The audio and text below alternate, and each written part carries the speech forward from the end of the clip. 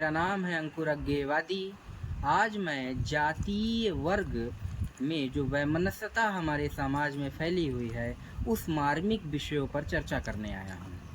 केरल के त्रावणकोर में 19वीं शताब्दी के आसपास की बात है, जहाँ पे एक ऐसा सामाजिक अन्याय फैला हुआ था जो मानवीय कृत्य और मनुष्यता दोनों को शर्मसार करता है।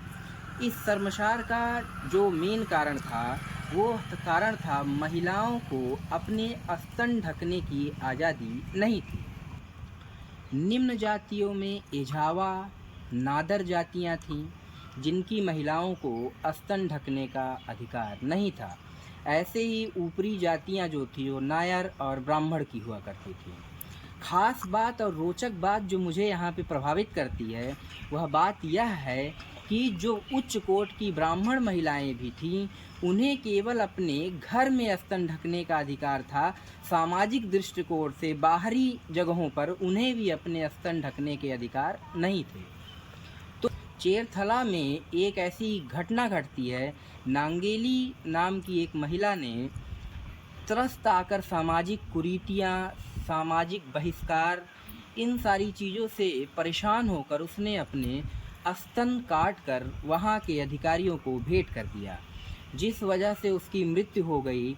और केरल के त्रावणकोर में एक ऐसा आंदोलन ने जन्म लिया जिसे चन्नार विद्रोह के नाम से जाना जाता है। 2016 में सीबीएसई बोर्ड और अन्य पुस्तकों से चन्नार विद्रोह को हटा दिया गया और कुछ तथाकथित दक्षिणपंथियों का ये भी मानना है कि केरल राज्य का जो भौगोलिक परिदृश्य है वो गर्म वातावरण से परिदृश्य है।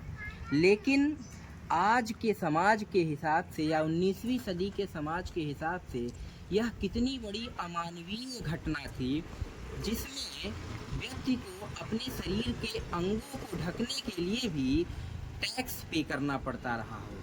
जरा सोचिएगा मित्रों कि और टैक्स जिस आधार पे था वह आधार कितना अमानवीय हो सकता है।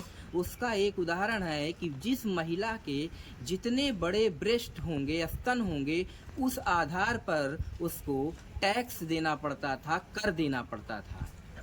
में हमारी कोई महत्वपूर्ण भूमिका नहीं है कि मैं ब्राह्मण माँ की कोख से जन्म लिया, किसी ने क्षत्रिय, किसी ने वैश्य, किसी ने शूद्र माँ की कोख से जन्म लिया। इसमें हमारी कोई महानता नहीं कि मेरा नाम के आगे पांडे लगता है या किसी व्यक्ति के नाम के आगे शूद्र, कुमार ऐसे करके टाइटल लगाए जाते हैं।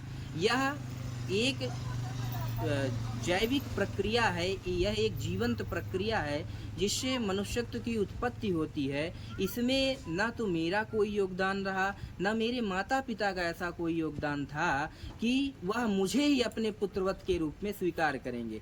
तो इसमें हमारी क्या महानता हो सकती है कि मैं ब्राह्मण हूँ, वह शूद्र है, वह वैश्य है, वह दलित या अन्य जातियों में से आता है।